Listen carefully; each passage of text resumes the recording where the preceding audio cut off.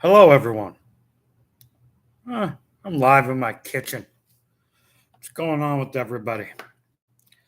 Uh, I got a few things I want to talk about. Figured, what better than to do it here? I'm on the old laptop and not the phone. We'll see how this goes. So, setting up my dividend account for retirement is much harder than I anticipated. Like, way harder. Not just, let me start here. Like, when these came out, when these like high yield dividend funds came out, um, obviously I was tempted, like everybody else. Hey, Daniel, how are you, buddy? Welcome in. Um, I was tempted, like everybody else. Like, are these too good to be true? This and that. So I went in small, right, to start. Hey, Daniel, can you hear me? Okay. Just figured I'd get a voice sound check right quick, if I may. Get my water over here. So let me know if you can hear me okay, buddy. So I'll type in a little hello. There we go. So yeah, when I got into them, I started off like really small, like the amount of money with a really small account. Like I started with like 5 grand just to test them out for like 8 months. And during that time, I was like, retiring off these is going to be pretty easy, right? I mean, look at the returns and the dividends, and of course the market's been going up, so that obviously helped, right? And then as I've gone on through this journey, it's not as easy as I anticipated, and it's going to be more expensive than I anticipated initially. Like initially, honestly, I thought, just go QQQY, IWMY, maybe a couple others, whatever. Pile all my money into those, collect those dividends. And really, like when QQQY and IWMY and JEPY came out, I thought, okay, this is all I need, baby. They're going to follow the market. Um, I'm set. I'm set. Well, as we've seen with Defiance, they don't exactly follow the market. Matter of fact, they do the opposite, right? Probably because the dividends are so big or whatever. So, the charts are going up and Defiance charts are going down. So that led me to believe that maybe it's not going to be as easy as I anticipated. And and I don't know anything about crypto. And in hindsight, of course, I should have went in Coney and Misty and stuff like that. Maybe this new Ybit thing, but I don't know anything about crypto.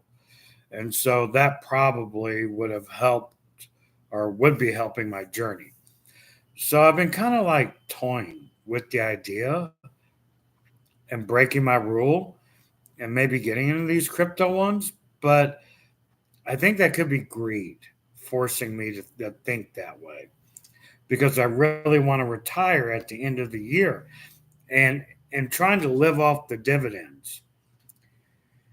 That looks like it's going to be things like FEPI, SPY-T, etc. Right? Those kind of funds that the NAV and the share price remains stable.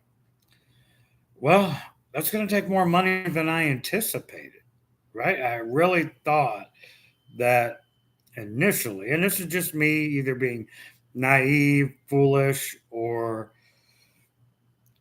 wanting it, right? Wanting this. That wasn't reality. So now I'm going to have to put more money into things like FEPI because those are like $50 versus things I thought that were going to follow the market much better. And I mean share price. Look, I'm very happy with my Defiance funds. Don't get me wrong. They're fine. And I just changed my plan to work on those for ROI only. But initially, I thought they're going to follow the market, and they haven't, obviously, right? So I was wrong on those, on all accounts, as far as what I thought they were going to do. So now, trying to retire at this year, at the end of this food season, I realized it's going to take way more money than I anticipated because I'm going to have to buy a bunch of FEPI. And then, of course, it's paying 25% or whatever. So, yeah, that's been problematic. And it's just my fault because I really thought I could use these other ones and live off the dividends. I wasn't looking to reinvest, right? Or at least if I was going to be reinvesting, it's going to be a very small amount. So the plan changes all the time. And it's fluid because they keep coming out with new doggone funds that entice me. So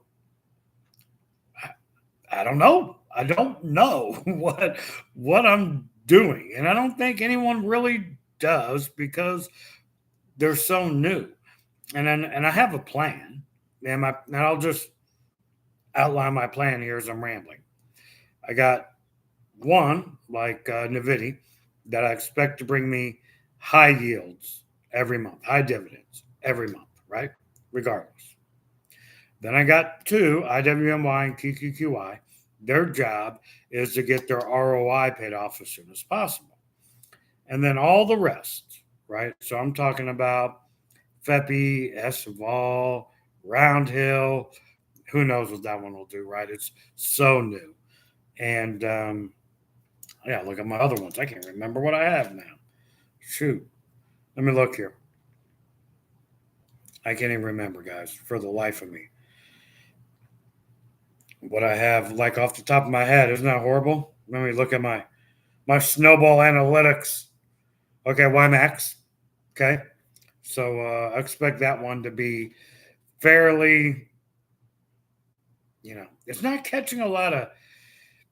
Let me see what Mike said. If easy, no need for Pepto, the crypto, while many new funds. Yeah, Mike. I mean, it's my fault, Mike. I really thought when these were going to come out, buddy, that it was going to be easy. And that's my fault. That's totally my fault. I really thought, you know what? I'll be able to retire at the end of this year, put a ton of money in them. And now, as these things go on, and as I've learned more, that's just not reality for me and my particular plan. So I'm having to adjust the plan on the fly. So YMAX, my top holding, it hasn't, it's stable. It's not moving up like I hoped it would, but it's remaining stable. So I'm cool with that, right? I'm cool with YMAX remaining stable. I'm very happy with that. And you can't have your cake and eat it too, right? So I'm very happy with YMAX, bro, and happy with the dividends on that one. No problem. YMAG. Did that video on YMAG last week, and I couldn't believe how great it's doing. So I'm into YMAG now. Very happy about that one. Happy with the Roundhill ones. Honestly, with the weekly payer, that tickles my fancy. Honestly, maybe it's because it pays weekly, bro. Hold on, let me throw a heart out here for you, Mike. You got two mics on here. How can it go wrong, Mr. Mike? Got me and you, bro. And yeah, I'm just rambling. I really have no topic because I'm bored. So I decided to do a live stream impromptu for no reason at all. And the only thing I have to talk about was how my account is ever changing. Ever changing, boys. It's ever changing. So, like I said, my plan is with the two. So I digress. Back to my strategy. And let me know if this is the most ridiculous strategy you've ever heard of. Please. So again, I got one super high yield, what I would consider high yield for me, and that is Nvidia. Okay? I think that's good. I think it's going to be around for a while. I have conviction in the company. I like it. Um, I'm good with it. So Nvidia's my high yielder. Two, IWMY and QQQY, their job to pay off the ROI. Pull the dividends if I need them when I retire. Hopefully not. Hopefully the ROI is pretty close to being paid off by that point. And that's what we're doing there with those two. And then all the rest that I have, and I'm going to list them here for you. SPY-T, YMAG, YMAX. Am I missing one? Oh, the Roundhill. Those others, their job in my portfolio is to pull the dividends and live off those. And the problem, like I said earlier on in the live stream, is that like the Roundhill, I sold FEPI for profits. I will get back into it on some big major correction or something, right? Um, it's $50, right? And that changes my thought process from when I started this journey that I could do it off $20 stocks. Naive of me? Yes. I mean, to pull the dividends and live off them. If you're trying to build wealth or something, it's great, no problem, whatever. But for people in my situation that want to pull 100% of the dividends, it's looking like the FEPIs of the world. We'll just put them all in one category. The FEPIs of the world are going to be where I need to be. And it's going to take more money because number one, they're more expensive. Number two, this is so weird to say, they only pay what, 25% or something. So it's going to take more money than I initially planned. The Roundhill one, do you think you can pull dividends off the Roundhill one? I'd love to hear what people think of this. Do you think that's possible? Or is it going to be more of like a Defiance, more of like most of the yield max funds where you are going to have to reinvest at least half? What do you think? Please let me know because I don't know what to make of those yet. Honestly, I have no idea what to make of the Roundhill ones other than they pay me weekly, which I like. I'm addicted to the weekly payments. So yeah, and that's where I'm at with this in my account. And it's always changing. The plan is always changing. And my thought process is always changing. Why is it always changing? Because I'm a freaking guy, I guess. I don't know. Or maybe I'm undecided, or I don't have an answer for you, boys. I just keep changing holdings in my account, trying to find the ones that will let me pull the dividends. So please, if you like the Roundhill ones and you think that that's the ticket, like what do you think is like what you have to put back into the Roundhill ones, particularly as we start, if the market starts going down? What do you think you have to put back into that one? 50%? 25%? I don't know. I do not have an answer. And I'm getting cold in my house. My wife made me turn on the air conditioner and it's like 78. I love it when it's like that. I'm like a reptile. I live in a terrarium, right? I love it between like 78 and 82. That's my happy spot. But we have the AC on. So I need to go put on a hoodie or something. Probably like 75 in this house. It's cold. So I'm forever changing my account and trying to find the ones that will fit my needs. Now, can we talk crypto for a minute? Because I know nothing about crypto. Do you guys think, and please drop it in the comments because I'm trying to learn from everybody.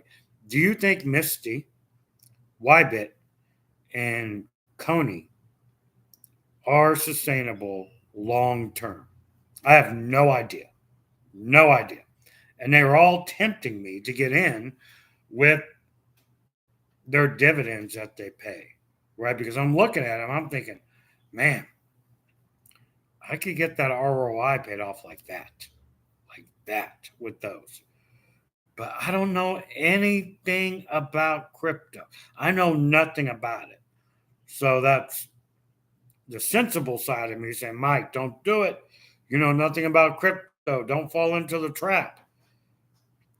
But then I see the dividends. And then the other side of me is like, Mike, get into these crypto ones.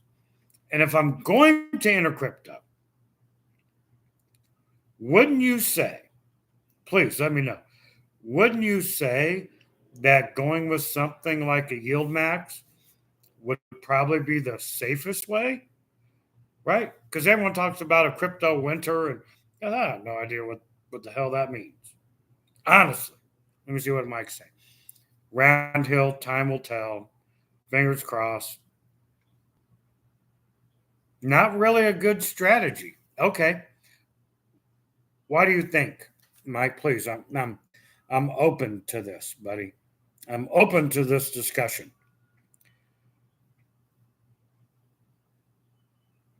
Yeah, yeah. Fingers crossed. Not really a good strategy. Do you not like the one I'm employing with the one high dividend one for sure, Nvidia, two working on ROI, and then the other four or five whatever pulling dividends and living off them, because that's the goal when I retire, right? Is to pull the dividends and reinvest as little as possible into said fund, whatever said fund is, right?